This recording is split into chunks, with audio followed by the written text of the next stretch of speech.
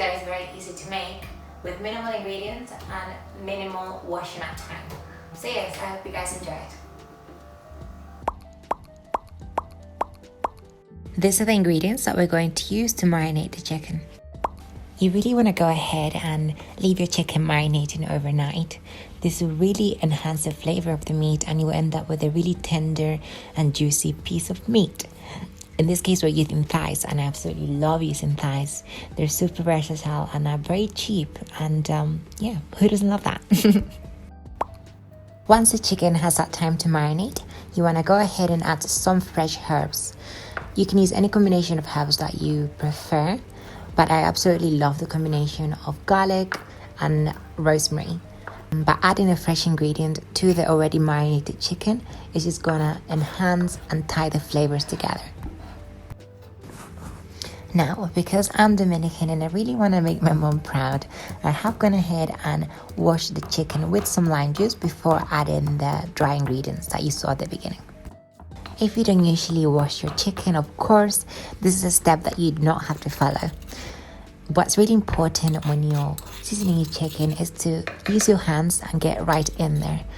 You can also go ahead and make little holes on the sides with no skin. This really ensures that you incorporate those flavors right in there and that the chicken absorbs it when you're cooking it. To end up with really crispy skin, you want to fry the chicken on a medium to high heat until golden brown. We will be cooking the chicken in the oven, so you want to make sure to use an oven-safe pan. If you don't have an oven-safe pan, you can also use your favorite oven tray. If you're going to use a tray, just make sure that you don't throw away that delicious browning fond that you create when you fry the chicken, because we're later going to use this as part of the sauce.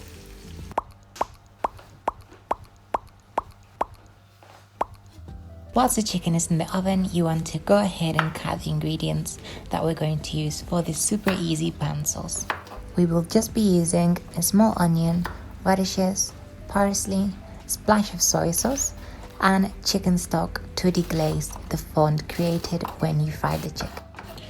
After 30 minutes in the oven, your thigh should be fully cooked.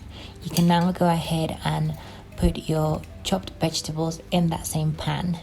Now, because we've used the same pan, you just want to make sure that you use oven gloves because it is going to be really hot. I love using radishes for this dish because they taste amazing when they're cooked. But if you don't have them available or you don't like radishes, you can replace it with any sort of root vegetable. Carrots and parsnips will work really well as well. I also love using pak choy. Once you start adding that chicken stock, you can see that the fond starts to dissolve and become part of the sauce. You then want to let that simmer for 3 to 5 minutes on a medium heat and sprinkle half of your parsley. You can also use chives.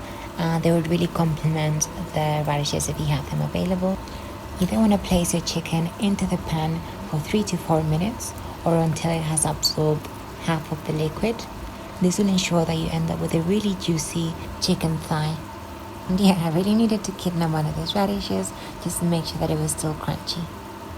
So this takes us to the end of the video, and all that's left to do is to enjoy your delicious chicken thighs. So guys, if you've enjoyed the recipe and made it to the end of this video, make sure that you like, comment and subscribe, and I will see you next time. Hasta luego!